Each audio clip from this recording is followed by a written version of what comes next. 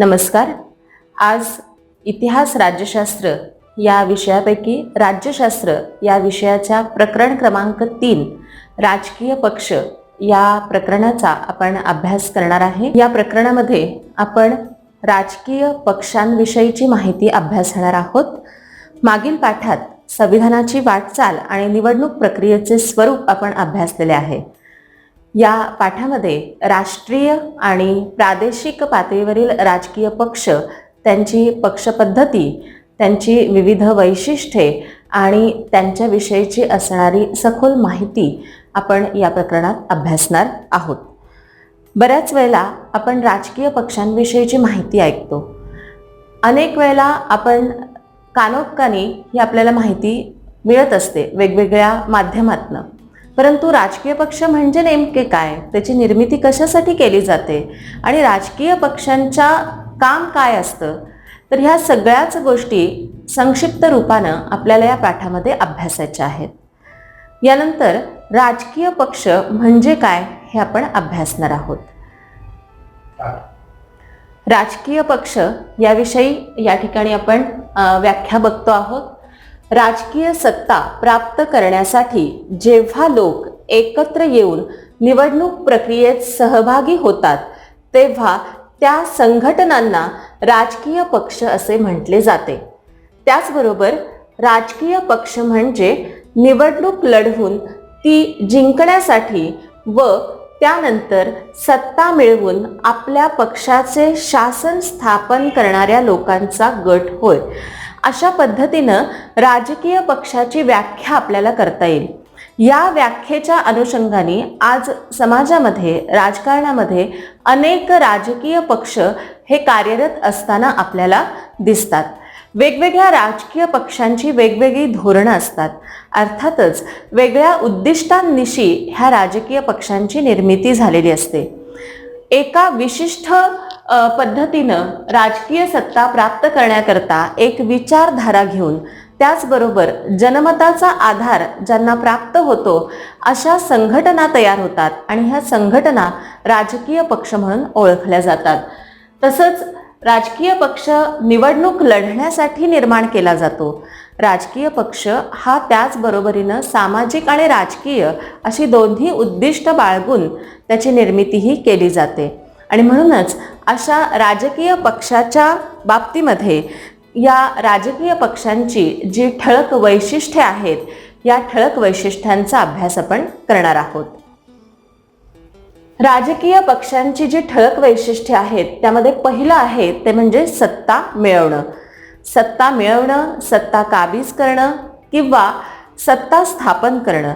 आता राजकीय पक्ष हे निर्माणच अशासाठी होतात की सत्तेमध्ये येणं, सरकार स्थापन करून त्याच्यावरती वेगवेगळ्या समस्या सोडवता याव्यात याकरता सत्तेचा उपयोग केला जातो. राजकीय पक्षांचा हेतू हा केवळ निवडणुकांच्या माध्यमातून सत्ता मिळवणे हा असतो आणि त्या अनुषंगानं सत्तेसाठी विविध राजकीय पक्ष परस्परांशी सातत्यानं स्पर्धा करत असतात. ही स्पर्धा एकमेकांच्या मध्ये इतकी विकोपाला जाते की खूप स्पर्धात्मक पद्धतीनं ह्या निवडणुका ह्या लढवल्या जातात. परंतु यामध्ये ह्या स्पर्धा निकोप असणं ही आज काळाची गरज होऊन बसलेली आहे. सत्ता प्राप्त करणं हे राजकीय पक्षांचं प्रमुख आणि ठळक असं वैशिष्ट्य तर आहेच, पण ही सत्ता मिळवत असताना राजकीय पक्षांनी कुठल्याही परिस्थितीत स्पर्धात्मक बाबीमध्ये निकोपता बाळगणं हे खूप गरजेचं आहे. त्यानंतर दुसरं वैशिष्ट्य आहे ते म्हणजे विचारसरणीचा आधार. आज आपण राजकीय पक्ष जे निवडणुकीमध्ये उतरतात, या निवडणुकीमधल्या राजकीय पक्षांच्या अनेक आश्वासनं, अनेक वेळेला अजेंडा त्यांचा आपण अभ्यासत असतो, जाहीरनामा आपण अभ्यासत असतो. तर याच्यामध्ये त्या पॉलिटिकल पार्टीजनी किंवा राजकीय पक्षांनी आपली असणारी विचारधारा सांगितलेली असते. प्रत्येक राजकीय पक्ष काही धोरणांचा, विचारांचा पुरस्कार करणारा असतो. सार्वजनिक प्रश्नांबाबत एक विशिष्ट भूमिका त्यांची असते आणि या सर्वांच्या समावेशातून पक्षाची विचारसरणी तयार होत असते. आणि अशा ह्या विचारसरणीचं अनुयायित्व जे स्वीकारतात, जे त्यांच्या पाठीशी उभारतात, म्हणजेच या पक्षाला, या विचारधारेला त्यांचा जनाधार प्राप्त होतो आणि लोकांचा जो पाठिंबा मिळतो त्यालाच आपण या ठिकाणी जनाधार असं म्हणणार आहे. राजकीय पक्षांची जी विचारधारा आहे, या विचारधारेतून लोक प्रभावित होतात, त्यांना मतं देतात, निवडणुकीमध्ये त्यांना निवडून आणतात आणि म्हणून प्रत्येक राजकीय पक्षाच्या स्थापनेपासून त्यांची एक वेगळी विचारधारा असते. अर्थातच आपण पुढच्या टप्प्यामध्ये या प्रकरणाच्या ज्यावेळेला प्रत्येक राजकीय पक्षाचा राष्ट्रीय स्तरावरील आणि प्रादेशिक स्तरावरील राजकीय पक्षांचा ज्यावेळेला अभ्यास करणार आहोत, त्यावेळेला त्या प्रत्येक पक्षाचा जो विचार आहे किंवा त्याचं प्रमुख विचारधारा आहे याचाही अभ्यास करणार आहोत. परंतु ज्या वेळेला आपण राजकीय पक्षांची ठळक वैशिष्ट्ये अभ्यासतो आहोत, त्यावेळेला त्यांची विचारधारा हे एक त्याचं ठळक वैशिष्ट्य मानावं लागेल आणि या विचारधारेतूनच राजकीय पक्षांच्या या ठळक वैशिष्ट्यांपैकी दुसरं वैशिष्ट्य आहे ते म्हणजे विचारसरणीचा आधार. तिसरं वैशिष्ट्य आहे ते म्हणजे पक्ष कार्यक्रम. आता पक्ष कार्यक्रम काय आहे तर निवडणुका आपल्याला लढवायच्या आहेत, सत्ता काबीज करायची आहे, सत्ता मिळवायची आहे आणि सत्तेवर कशासाठी यायचं आहे तर जनतेचे प्रश्न सोडवण्यासाठी सत्तेवर यायचं आहे. मग अशा वेळेला पक्षाला कार्यक्रम आखावा लागतो, काहीतरी आपलं नियोजन करावं लागतं, निवडणुकांच्या पूर्वीचं, निवडणुकांनंतरचं आणि त्याचबरोबर सत्तेत जर आपण आलो तर कशा पद्धतीनं आपल्याला काम करायचं आहे या पद्धतीनं पक्ष आपला कार्यक्रम ठरवत असतो. विचारसरणी प्रत्यक्षात आणण्याकरता राजकीय पक्षांना एक विशिष्ट असा कार्यक्रम आपला निश्चित करावा लागतो. सत्ता मिळाली की त्या कार्यक्रमांची अंमलबजावणी केली जाते आणि सत्ता मिळाली नाही तरीही अनेक राजकीय पक्ष आपला कार्यक्रम हा करत असतात किंवा आपण इथं असं म्हणूया की जे आश्वासन दिलं जातं, जो जाहीरनामा प्रसिद्ध केला जातो, कामांची जी आखणी केली जाते ती त्यांच्याकडून त्याची पूर्तता केली जात असते आणि म्हणून पक्ष कार्यक्रम हे या राजकीय पक्षांचं एक ठळक वैशिष्ट्य आपल्याला मानावं लागतं.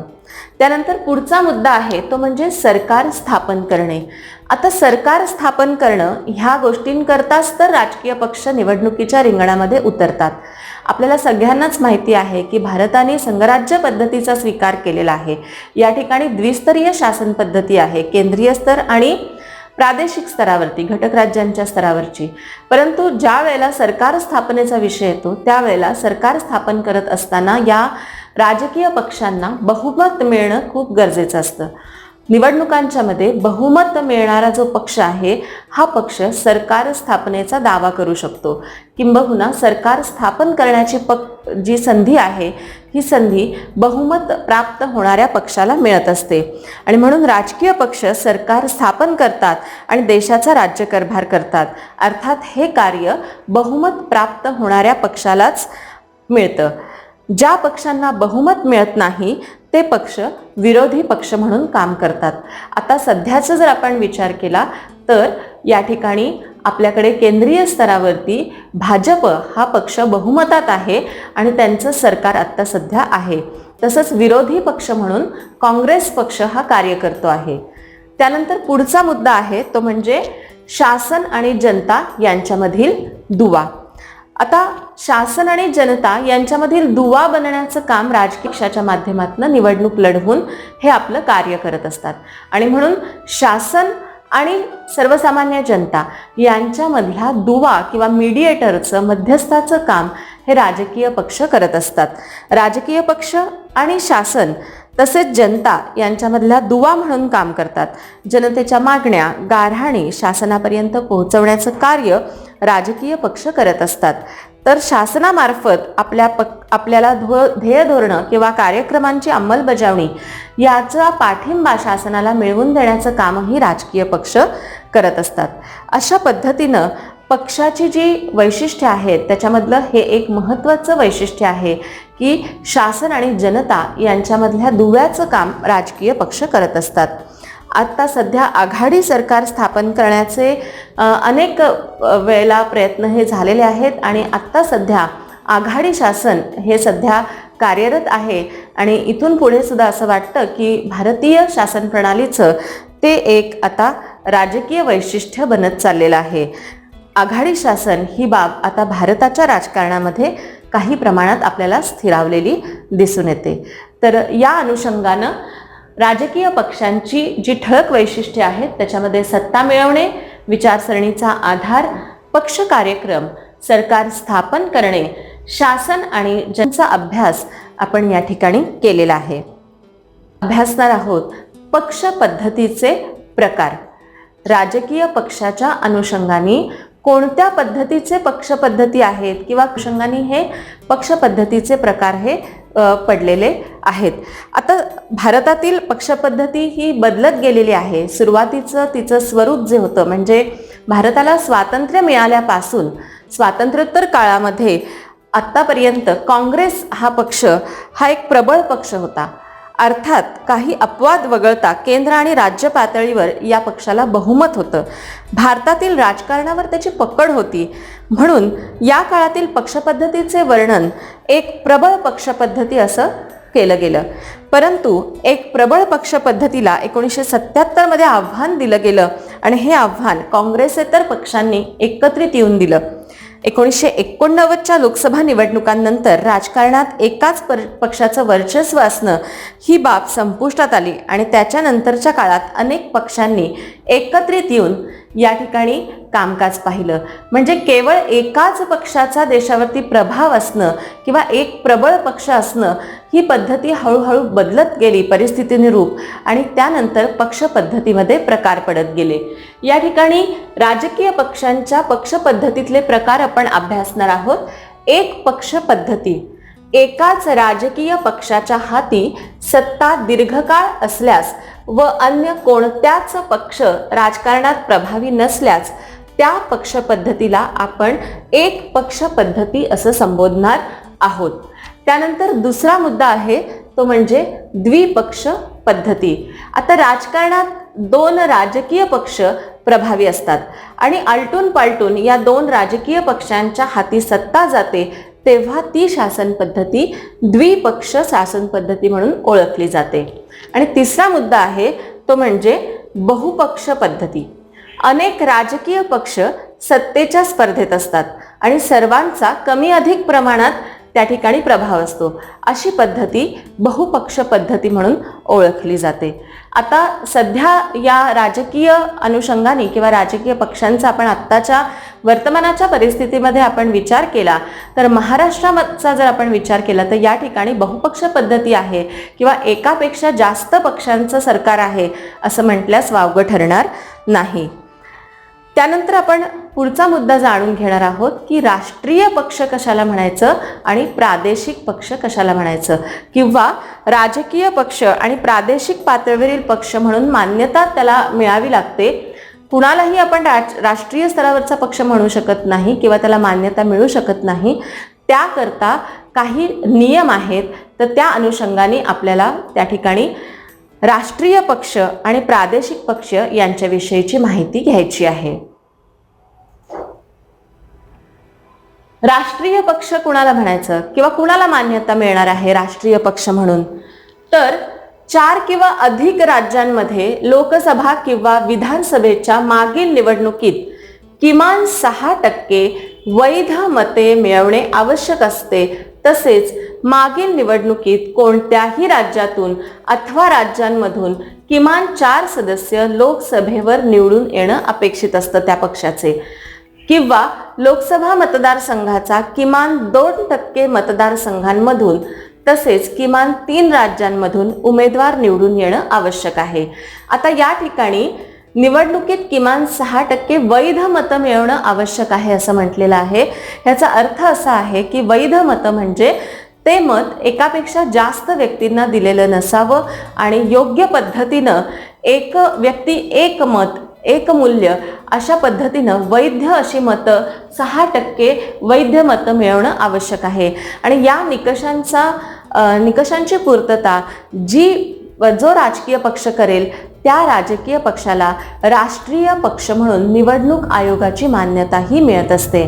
त्यानंतर प्रादेशिक किंवा राज्य पातळीवर पक्ष कशाला म्हणणार आहोत आपण तर लोकसभा किंवा विधानसभेच्या मागील निवडणुकीत किमान 6% मतं मिळवणं आणि किमान 2 सदस्य विधानसभेवरती निवडून येणं आवश्यक असतं किंवा विधानसभेच्या एकूण सदस्य संख्येच्या किमान 3% जागा किंवा 3 जागा प्राप्त करणं आवश्यक असतं. तर अशा राष्ट्रीय आणि प्रादेशिक पातळीवरील पक्ष म्हणून मान्यता मिळण्याकरता हे जे निकष असतात, हे निकष त्या राजकीय पक्षांनी पूर्ण करणं गरजेचं असतं. त्याच वेळेला त्यांना राष्ट्रीय किंवा प्रादेशिक पक्ष म्हणून मान्यता मिळत असते. यानंतर आपण भारतातील काही प्रमुख राजकीय पक्षांचा विचार करणार आहे. भारतामधले काही जे प्रमुख राजकीय पक्ष आहेत ते मी या ठिकाणी सांगते. भारतीय राष्ट्रीय काँग्रेस पक्ष, भारतीय कम्युनिस्ट पक्ष, भारतीय जनता पक्ष, भारतीय कम्युनिस्ट पक्ष मार्क्सवादी, बहुजन समाज पक्ष, राष्ट्रवादी काँग्रेस पक्ष आणि तृणमूल काँग्रेस या भारतातील काही प्रमुख राजकीय पक्षांविषयीची माहिती आपण आता पाहणार आहोत. त्यापैकी सर्वप्रथम मी सांगते आहे भारतीय राष्ट्रीय काँग्रेस पक्ष. या पक्षाचं चिन्ह आहे हात. आता हाही मुद्दा आपण अभ्यासलेला आहे पाठीमागच्या प्रकरणामध्ये की वेगवेगळ्या राजकीय पक्षांना चिन्ह दिली जातात. ही का दिली जायची तर सुरुवातीच्या काळापासून आजही ज्या ठिकाणी निरक्षर असा भाग आहे, ज्या ठिकाणी लेखन वाचन क्षमता नाही, अशा वेळेला त्या चिन्हांवरून, त्या बोधचिन्हांवरून या पक्षाची ओळख त्या जनतेला व्हावी आणि त्या ठिकाणी मतदानाला कोणतीही अडचण येणार नाही याकरता ही चिन्ह दिली जायची. या ठिकाणी राष्ट्रीय स्तरावरचे जे पक्ष आहेत त्यातला आपण पहिल्यांदा पक्ष अभ्यासतोय भारतीय राष्ट्रीय काँग्रेस. भारतीय राष्ट्रीय काँग्रेस पक्षाची स्थापना 1885 साली झाली. स्थापनेच्या वेळी काँग्रेस ही सर्वसमावेशक स्वरूपाची राष्ट्रीय स्वातंत्र्यासाठी प्रयत्न करणारी चळवळ होती. स्वातंत्र्योत्तर काळात काँग्रेस पक्ष सर्वात प्रभावी पक्ष म्हणून आकारास आला. आता याची वैशिष्ट्ये आपण बघूया. आता भारतीय राष्ट्रीय काँग्रेस पक्ष धर्मनिरपेक्षता, सर्वांगीण विकास, दुर्बल घटकांसाठी आणि अल्पसंख्याक वर्गांसाठी समान हक्क, व्यापक समाज कल्याण हे या पक्षाची सुरुवातीपासूनच धोरण आहे. लोकशाही, समाजवाद, आंतरराष्ट्रीय शांतता व सामाजिक समता यावर या पक्षाचा विश्वास आहे.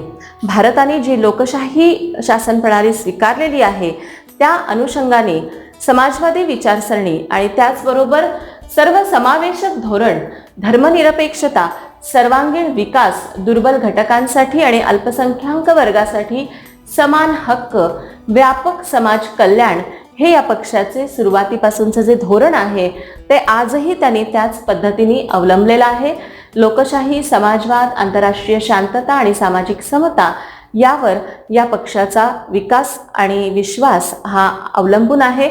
आजही या पक्षाचे प्रचंड मोठ्या प्रमाणात अनुयायी समाजामध्ये असलेले आपल्याला दिसून येतात आणि राजकीय पक्ष म्हणून त्यांची योग्य पद्धतीने वाटचाल ही सुरू आहे.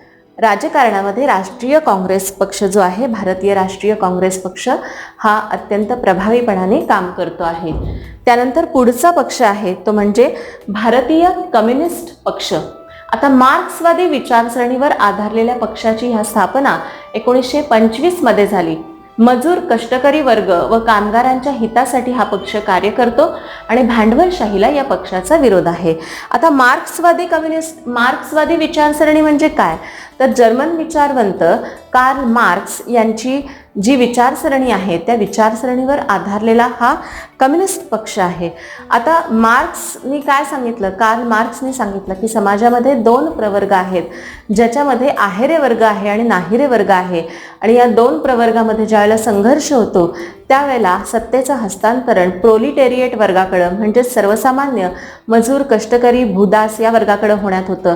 आणि हा पहिल्यांदा प्रयोग हा रशियन राज्यक्रांतीच्या माध्यमातून झाला आणि सर्व जगभर रशिया, चीन यासारख्या लोकांनी मार्क्सवादाचा प्रसार केला आणि या प्रभावाखाली असणारा हा कष्टकरी, मजूर वर्ग आणि कामगारांच्या हितासाठी कार्यरत असणारा हा भारतीय कम्युनिस्ट पक्ष आहे.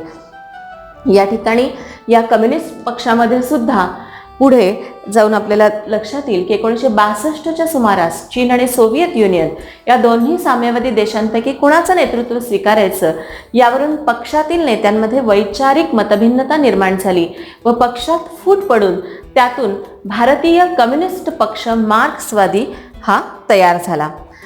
त्यानंतर पुढचा जो पक्ष आहे तो म्हणजे भारतीय जनता पक्ष. या भारतीय जनता पक्षाचं सध्या आपलं सरकार केंद्रीय स्तरावरती आहे. माननीय पंतप्रधान नरेंद्र मोदी यांच्या नेतृत्वाखाली या पक्षाचं सरकार भारतामध्ये आता स्थापन झालेलं आहे.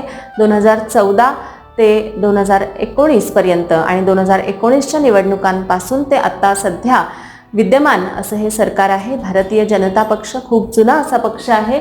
भारतीय जनसंघ हा पक्ष सुरुवातीला निर्माण झाला 1951 मध्ये व त्यानंतर 1977 मध्ये स्थापन झालेल्या जनता पक्षामध्ये भारतीय जनसंघ हा विलीन झाला. परंतु जनता पक्षाचं स्वरूप हे फार काळ टिकलं नाही. पक्ष फुटला व त्यातील भारतीय जनसंघानं भारतीय जनता पक्ष या नावानं 1980 मध्ये नवा पक्ष स्थापन केलेला आपल्याला दिसून येतो. या पक्षाची विचारसरणी आपण बघूया. या पक्षाच्या विचारसरणीमध्ये प्रामुख्यानं प्राचीन भारतीय सांस्कृतिक परंपरा त्यांचं जतन करणं ही पक्षाची महत्त्वाची भूमिका आहे. आता कसं आहे की आपल्या प्रत्येक देशाला एक वेगळी परंपरा आणि इतिहास लाभलेला आहे. भारताचा जर विचार केला तर भारताला ही खूप अतिप्राचीन संस्कृत्यांपैकी एक संस्कृती म्हणून भारतीय संस्कृतीचा गौरव हा केला जातो. आणि निश्चितच जसं आपण काळाच्या पुढे जातो तसतसं आपल्याला या प्राचीन संस्कृतीचंही जतन करणं गरजेचं आहे अशी भूमिका या पक्षाने घेतलेली आहे. त्यामुळं अनेक प्राचीन परंपरांचं पुनरुज्जीवन करणं, त्याला जगामध्ये स्थान प्राप्त करून देणं याकरता हा पक्ष कार्यरत आहे. त्याचबरोबर महत्त्वाच्या आर्थिक सुधारणांच्या वरती सुद्धा या पक्षाने भर दिलेला आपल्याला दिसून येतो. त्यानंतर पुढचा पक्ष जो आहे राष्ट्रीय पक्षांपैकी तो म्हणजे भारतीय कम्युनिस्ट पक्ष मार्क्सवादी. पुन्हा आपण जर बघितला की भारतीय कम्युनिस्ट पक्षातून फुटून जाऊन मार्क्सवादी विचारसरणीवर आधारलेला भारतीय कम्युनिस्ट पक्ष मार्क्सवादी हा पक्ष निर्माण झाला. समाजवाद, धर्मनिरपेक्षता आणि लोकशाही यांचा हा पक्ष पुरस्कार करतो. शेतकरी, शेतमजूर, कामगार यांच्या हितसंबंधाची जपणूक करणं हे या पक्षाचं धोरण आहे. त्यानंतर पुढचा पक्ष आहे तो म्हणजे बहुजन समाज पक्ष. बहुजन समाज पक्षानं सुद्धा अत्यंत प्रभावीपणानं आपलं काम हे भारताच्या राजकारणामध्ये केलेलं आपल्याला दिसून येतं. आणि या पक्षाची जी स्थापना आहे ही 1984 मध्ये झाली. बहुजन समाज पक्ष हा समाजवादी विचारसरणीचा असून बहुजनांचं हित हे या पक्षाचं उद्दिष्ट आहे. दलित, आदिवासी आणि इतर मागासवर्गीय, अल्पसंख्याक यांचा समावेश बहुजन या संकल्पनेमध्ये या पक्षाच्या अनुषंगाने केला गेला. बहुजनांना सत्ता मिळवून देणं हे या पक्षाचं उद्दिष्ट आपल्याला पाहायला मिळतं. यानंतर पुढचा पक्ष आहे तो म्हणजे राष्ट्रवादी काँग्रेस पक्ष. आणि राष्ट्रवादी काँग्रेस पक्षाचा काँग्रेसमधून बाहेर पडून राष्ट्रवादी काँग्रेस पक्षाची स्थापना ही 1999 मध्ये करण्यात आली. या काँग्रेस पक्षाने लोकशाही, समता, धर्मनिरपेक्षता या मूल्यांवर या पक्षाचा अधिक विश्वास आहे. अर्थातच राष्ट्रवादी काँग्रेस पक्ष ज्याचं घड्याळ हे चिन्ह आहे 1999 ते 2014 पर्यंत महाराष्ट्राच्या राजकारणात हा पक्ष सक्रिय राहिलेला आहे. 2004 ते 2014 इतक्या प्रदीर्घ काळात हा काँग्रेस पक्षाच्या नेतृत्वाखाली आघाडीचा एक घटक पक्ष म्हणून या राष्ट्रवादी काँग्रेस पक्षाने काम पाहिलेलं आहे. यानंतर आपण एक शेवटचा पक्ष बघणार आहोत तो म्हणजे तृणमूल काँग्रेस पक्ष. ऑल इंडिया तृणमूल काँग्रेस पक्षाची स्थापना 1998 मध्ये झाली. 2016 मध्ये निवडणूक आयोगानं याला राष्ट्रीय पक्ष म्हणून मान्यता दिली. धर्मनिरपेक्षता, लोकशाही आणि दुर्बल घटकांचे संरक्षण हे या पक्षाचं धोरण आहे. सुश्री ममता बॅनर्जी यांनी या तृणमूल काँग्रेससाठी योगदान हे दिलेलं आहे. या राजकीय पक्ष या भागामध्ये आपण आज राजकीय पक्ष म्हणजे काय, राजकीय पक्षांची ठळक वैशिष्ट्ये आपण अभ्यासलेली आहेत. त्याचबरोबर भारतातल्या पक्षपद्धतीतील प्रमुख पक्षाच्या असणारी माहिती आपण घेतलेली आहे. तसंच प्रमुख पक्ष पद्धतीमधला जो बदल आहे या बदलांना अनुषंगून या पक्ष पद्धतीचे प्रकार आपण अभ्यासलेले आहेत.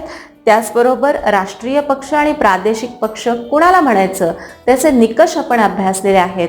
तसेच भारतातील काही प्रमुख राष्ट्रीय पक्षांचा आपण अभ्यास केलेला आहे. धन्यवाद.